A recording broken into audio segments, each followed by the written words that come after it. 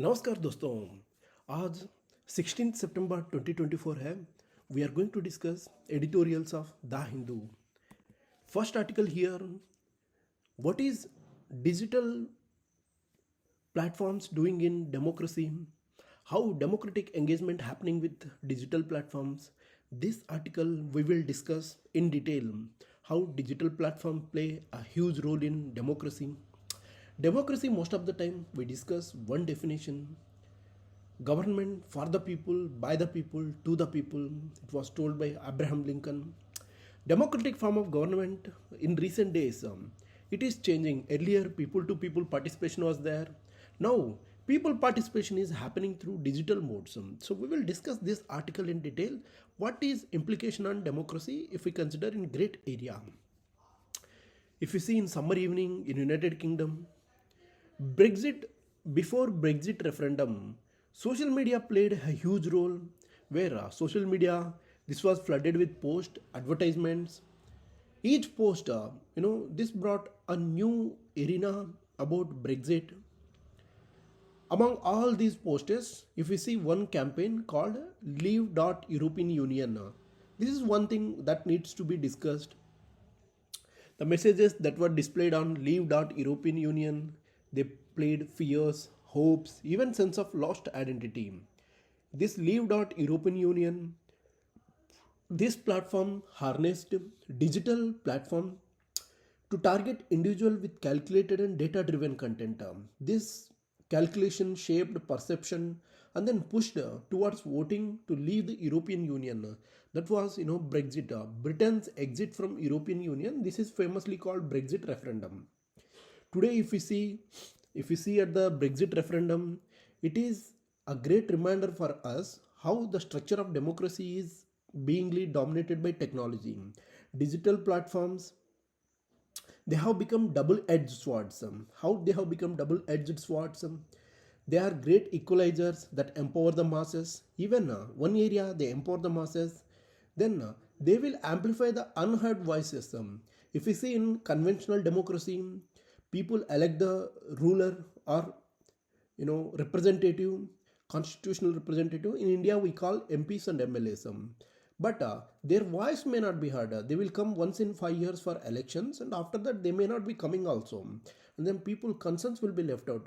So this digital technology playing a huge role. We see this similar trend in India also. Digital campaigns now they are becoming central to electoral strategies. Not only these national parties, even by regional parties also. The same tools that empower the voters, they can distort public discourse also. This can be understood largely from digital political advertisement by political parties.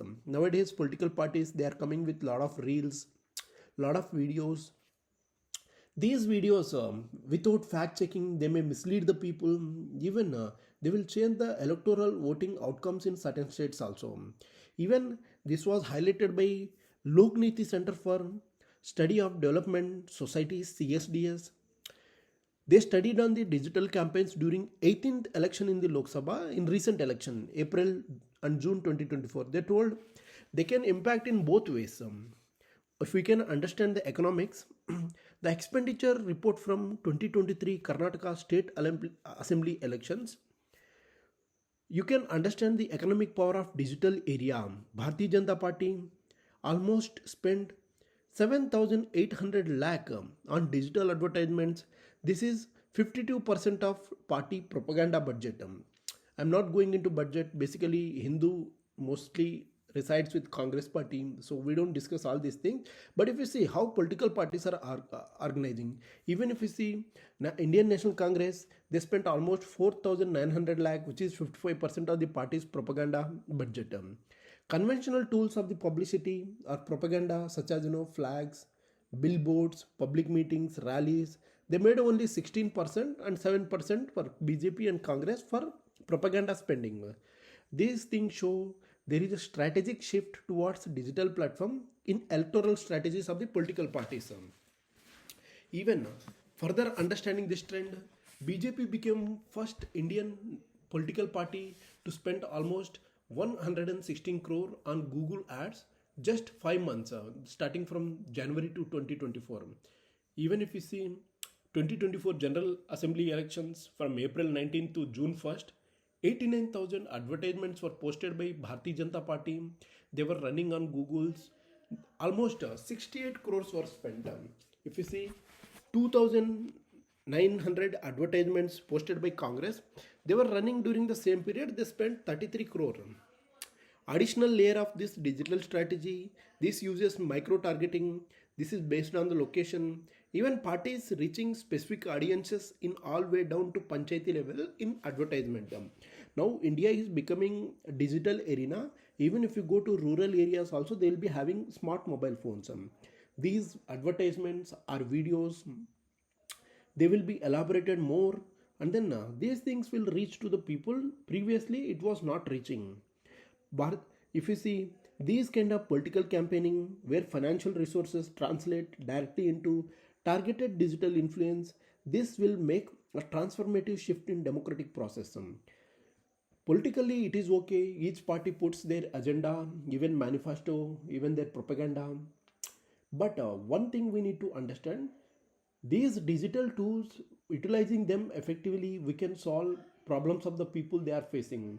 Highlighting and then tagging the people immediately, this will yield tangible results. See, the financing clout of major political parties, this is well documented, and it is more dangerous force also. Third party campaigners, they will operate in the background. Political parties, they themselves will not operate these digital platforms. They will hand over this digital platform to somebody, so they will manage all these things. See, information on Google ads is publicly accessible. There is another ship at play, not merely loaded with funds, but they are armed with the potential of influence and manipulation. Basically, offshore island parties, they bring a lot of money, and then they will influence digital campaigners. Then they will put a lot of money. These kind of offshore islands, they represent third party campaigners. That is happening, a new phenomenon in Indian elections. Suppose understand, one industry is there, presently ruling government is there. Then ruling government favors that industry. They will bring funds from outside and they will help some third party campaigner. Then third party campaigner, what they will do, they will do all videos on behalf of such a certain political party, those that political party they have helped, and then these political parties will come again in power.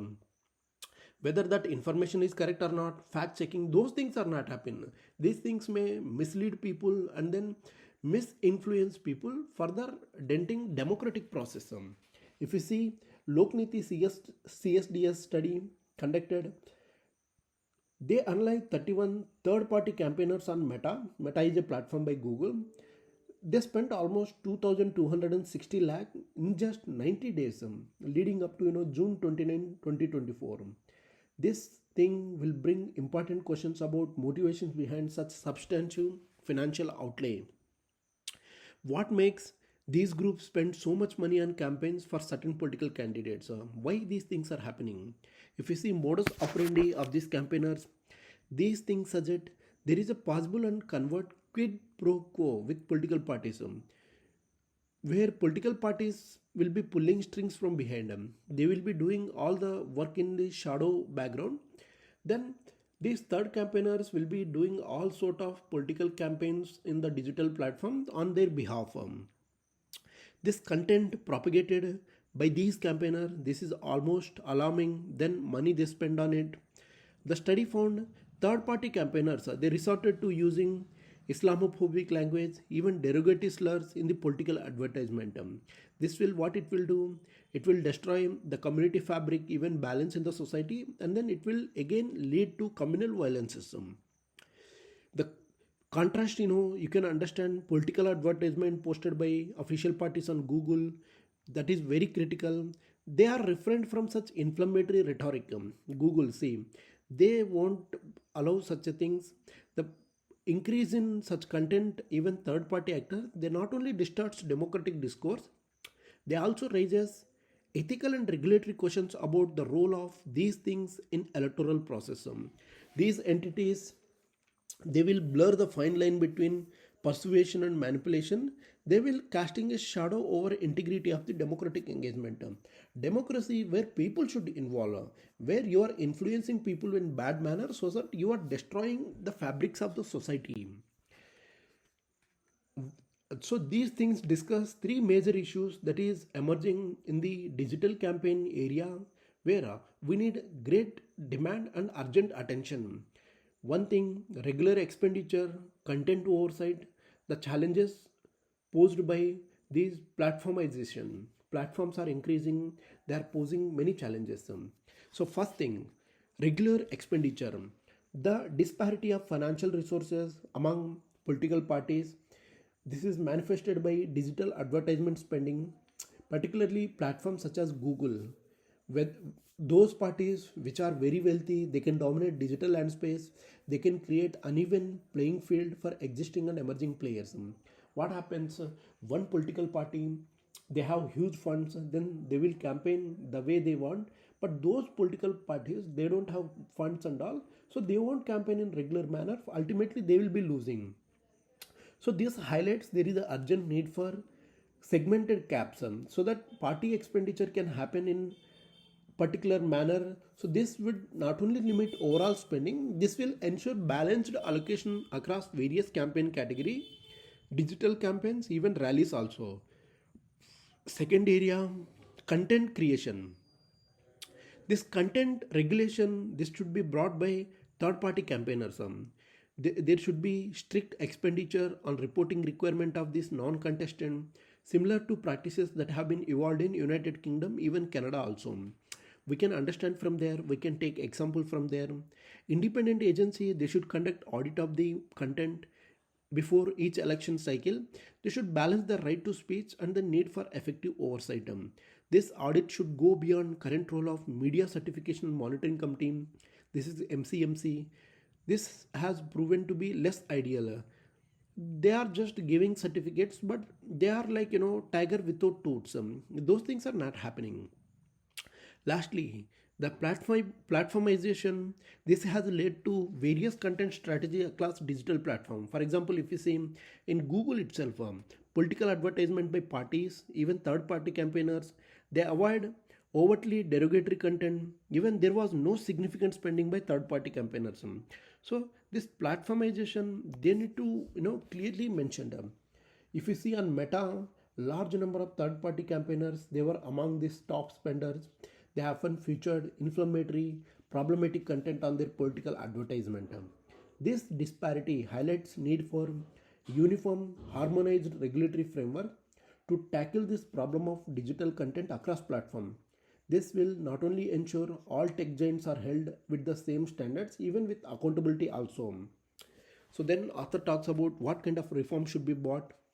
In digital area, the rules of game they have changed, but the rule book remains same in the past. This leaves regulatory loopholes, even shortcomings also. Now the task before us to navigate this complex terrain, even ensuring technology serves to enhance rather than erode the democratic ideals, as we hold these democratic values for almost 70 more years. This will be achieved only through comprehensive studies in Indian context, especially emerging field of digital campaigning. To come up with robust solutions, we must move beyond constraints of traditional political theories. Even we should build a body of literature that will unravel the layers of digital realm. International Day of Democracy, this is celebrated across globe every year on September 15th. This has passed, but it is crucial to push reforms to expand definition of raw to encompass this digital realm. This expansion, this will ultimately bring value of democracy by forging these effective regulations into the domain of digital arena. So this article we will discuss about democratic process. Next article, we will discuss about India's mineral ecosystem. What kind of human touch should be brought to India's mineral ecosystem so that we can largely use our resources in building our economy. India is aspiring to become a global economy by 2047 with $30 trillion economy. In order to become that, we need to better utilize our mineral resources. In 2014, the higher judiciary, they put a spotlight on allotment of coal blocks with Controller General of Audit of India in 2012 report stating that allocation of coal blocks between 2004 2009 there were a lot of loopholes when in 2015 when Narendra Modi government took government in 2014 in 2015 BJP government amended Mines and Minerals Development Act, even mandating auctions also. Prior to this, there were a lot of crony capitalism was happening. There were many areas where political parties were distributing those coal blocks to those people, their relatives and all. But after 2015, this auction process started. As a part of this bill, government created a new body called District Mineral Foundation, where the licensee, those who holds these blocks, and then leaseholders, they pay the DMF, District Mineral Fund, a certain amount of royalty. What is this District Mineral Fund? this this will be helping those people who are working in that area, even upliftment of the area. Suppose say there are many mine blocks are there in Karnataka region, but there are many nearby local population is living. These mines have been exploited from their land, but they haven't paid anything. They just watches trucks moving here and there, and then they just see the dust and all, but for them no benefits happen. So this District Mineral Foundation, wherein it gets a fund from licensee and leaseholders, they will pay certain amount so that it will help in uplifting those areas. So it was a Prime Minister firm belief. Local communities, they are the key stakeholders in India's natural resource-led development. What kind of transformation we can see today? Today, almost 10 years after this District Mineral Foundation, this has received almost 1 lakh crore with decentralized community centric development works that have carried out in mining affected districts. The journey from huge losses in crore to national exchequer to almost 1 lakh crore, this kind of corpus to District Mineral Foundation, this is transformation worth narrating. If we spend 1 lakh crore rupees in those areas that are affected by mining process, this will definitely empower their lives. There is September 16, District Mineral Foundation Day, Pradhan Mantri Khanij Kshetra Kalyan Yojana. This scheme enters in its 10th year. If you can clearly understand. Today, these DMFs, they have resulted in 3 lakh projects sanctioning 645 districts in 23 states. They have transformed mineral wealth into a lifeline of development into mining affected regions. The objective of this Pradhan Mantri Khanij Kshetra Kalyan Yojana, this PM KKY, they implement development and welfare project programs in mining affected areas along with other schemes of the states and central government. So these schemes and projects, they will minimize the impact of mining on the people in mining district, even ensure those affected with the mining will have long-term sustainable livelihoods. If you see recent DMF gallery launch in Delhi, author says he had privilege of meeting some talented women from self-help groups set up by DMFs in Odisha. These women, not just artisans, they were entrepreneurs in making. In specific example, Katni in Madhya Pradesh, DMFs, they are helping in younger minds mastering drone technology. Many have even landed in jobs. Others are gearing up for new opportunities. In India's rapidly evolving mining landscape, we have just launched National Critical Mineral Missions. Even we discussed this article, National Critical Mineral Mission, how we need to leverage Africa in order to achieve this mission. This mission is going footing a strategic and critical minerals, even expanding our global footprint through International Public Sector Unit. What is that? Kabil, Khanij Bidesh India Limited. So DMFs, they complement this goal through welfare of communities in the mining areas. If you understand more clearly about DMFs, they institutionalize the strategy of making state governments active partners. Even they stand a truthful picture of the philosophy. Sabka Saath, Sabka Vikas, Sabka Prayasam. So you understand this tag, this truly reflect in these district mineral foundations. Even a district collector at the head of these funds flow through where the needs are greatest. Those who are affected most, those areas these funds will go and their lives can be uplifted. The national DMF portal, these things digitizes administration, even oversight of DMFs across India. These things will enable greater transparency and efficiency in operations. DMFs, they not only spearheading national priorities, they are supplementing efforts of the district administration in improving socio-economic and human development indicators of the region. In prior to this, human development indicators in mining area very bad, but after DMF slowly improving, many projects are going to happen. What are all the innovations that are taking at every DMF?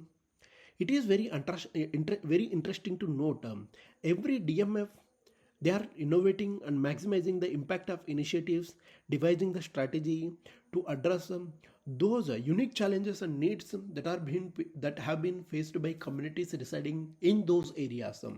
For example, some district mineral foundation they are ensuring inclusivity. Inclusivity is growing greater areas.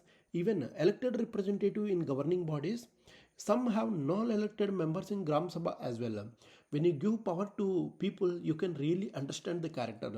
So these things clearly denote how you are empowering by including the people.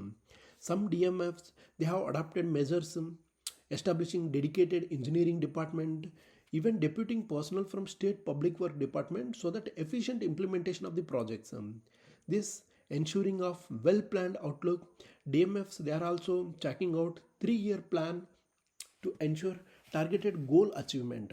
So they are targeting their goals after studying all these models. Even author says their aim is to ensure such best practices are standardized across all DMFs without taking away local context knowledge that resides within the districts.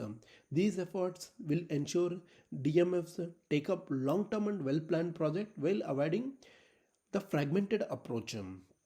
Even in order to further integrate DMF's operation, author says they are encouraging district administrators to dovetail activities and goals of the DMF with ongoing central state government in aspirational district program, even supplement effort towards achieving sustainable development goal. See, India carrying out many activities. We have aspirational district program, Amrut, urban urban mission is there. There are many such schemes that are happening. If we complement these DMF operations with such a kind of scheme, even under sustainable development goals also we are carrying out many activity. These things will definitely push our India's economic system. Even author says they are aiming to use district mineral foundations in order to improve the livelihood of forest dwellers by taking up projects in the plantation, collection, processing of the medicinal herbs.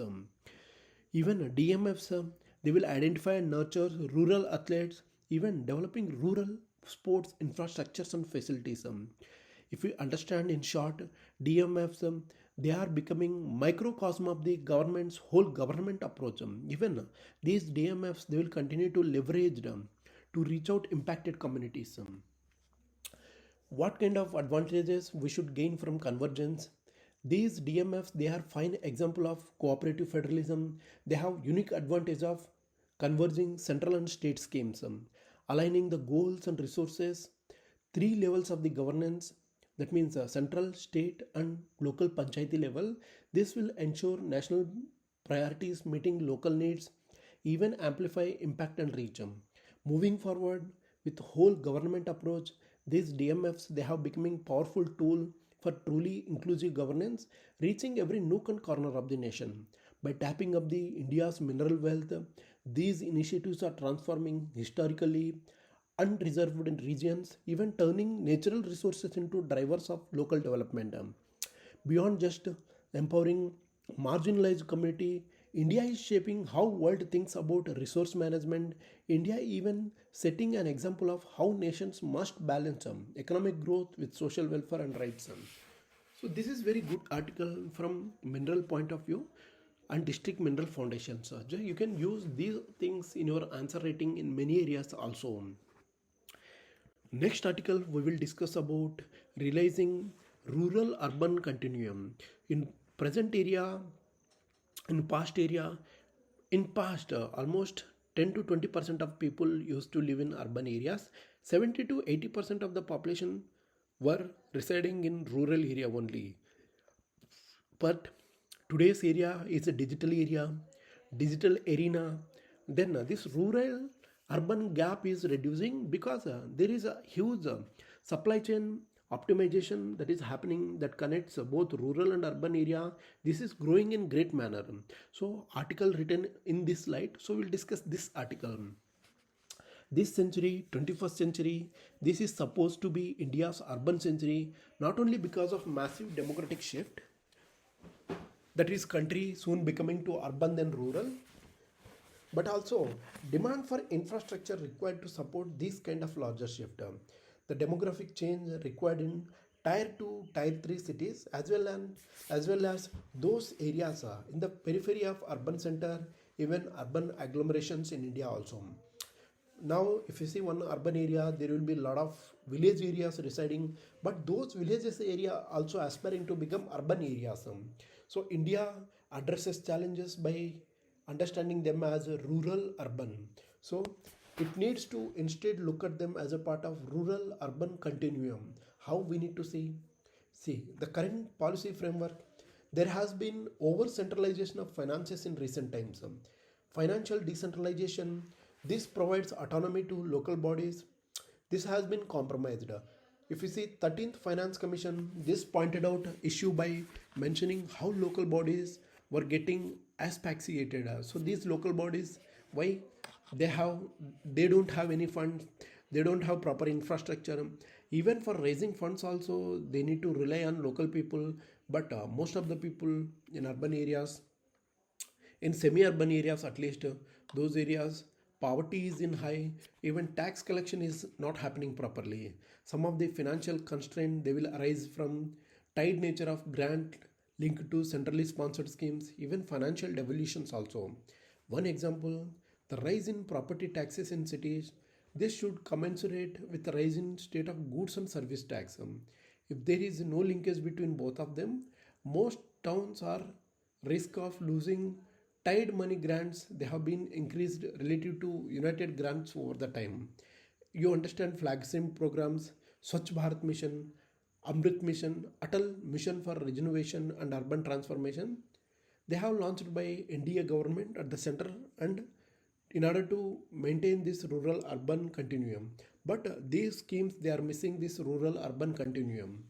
As far as urban infrastructure for liquid waste management is concerned, funding proposed under Amrut scheme, basically it is initially covered 500 cities, but now extended almost all statutory towns. However, these towns they account only portion of the urban population. Many people live in census towns with minimum population of 5,000, even more than 23,000 urban villages. These are areas are contiguous with census towns adjoining statutory towns, urban villages. They will accommodate large number of migrants and informal workers. Rural to urban migration happens, from urban to metropolitan regions, those migration happens. But these areas not adequately infrastructure to cater these kinds of people. If you see urban infrastructure for liquid waste, sewage water treatment plants, the design and funding that is sought under Amrit Mission, they do not qualify for funding also. Waste flow in cities, peri-urban areas, they do not adhere to urban-rural nomenclature. Yet planning process is very obsessed with it. Those things have been discussed in detail, but in actual implementation, if we go and see in the ground, those things are not happening. These issues have been challenged and put up by many of the states, including Kerala. Niti Aayog, they pointed 90% of the Kerala is urban. In such a kind of situation, Amrut grants cannot be utilized to create infrastructure. Amrut, this will not support solid waste management infrastructure in urban areas. This falls under Swachh Bharat Mission. Now it is presently Swachh Bharat Mission 2.0. The goals of the mission, there are two things. Swachh Bharat Mission Urban. This aims to going beyond defecation free, even focusing on urban India garbage free in promising sustainable solutions and practices of the waste management. Similarly, Swachh Bharat Mission Rural, they focuses on maintaining open defecation free status, even managing solid liquid waste in urban India, in rural India, constructing household toilets. Swachh Bharat Mission Rural, this addresses liquid waste management, while this Swachh Bharat Mission also does, but treatment plants by both of these schemes cannot be built jointly. Both these programs run by Government of India, they aim for nearly same outcomes, so they are realizing through imaginative practices that could yield better results. Suppose say there is a peri-urban areas are there, rural urban, so you can classify them under rural urban area. We can utilize the policies more effectively. Liberty and autonomy, these things will pay a better urban governance rather than implementing programs and projects with centralized perspective. Governance model, 73rd 74th constitutional amendment, they brought about Panchayati Raj system, even municipality system also through these amendments. So now we need to bring a revision and we need to strengthen these 73rd 74th constitutional amendments. Now it can be seen that 30 years ago there was more imaginative thinking in addressing challenges than there is now.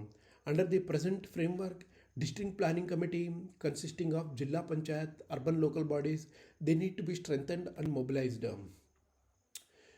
There is an intended governance model that is visioned district bureaucracy being subordinate to district planning committee. In most of the states, these district planning committee they have become appendages to district bureaucracy. Stronger district planning committee they can address challenges in urban rural continuum. What happens in most of the time, there is a disconnection between district machinery and this district planning committee. When these things happen, you cannot implement things in good manner.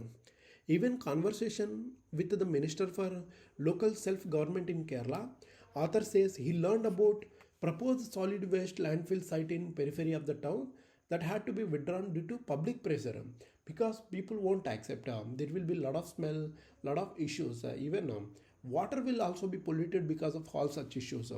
This is possible because rural urban local bodies fall under the same ministry. In other states, if you see apart from Kerala, it would take much longer than this. So thus understanding urban rural continuum in rapidly expanding urban areas, this needs urgent intervention in both infrastructure and governance level. Previous model, they separate urban and local bodies that need to be updated with today's India that is becoming fast urban. We need to question why finances and resources are provided in such compartmentalized manner even to urban and rural India when the lines between urban and rural India are becoming blurred. Both of them are integrating, supply chains are more integrating. So these lines are more becoming blurred, and then we need to understand the gap and then we need to clear those gap. So there must be at least some liberty imaginatively designing plans in joint manner. We discussed 3 articles today. Thank you very much for discussion.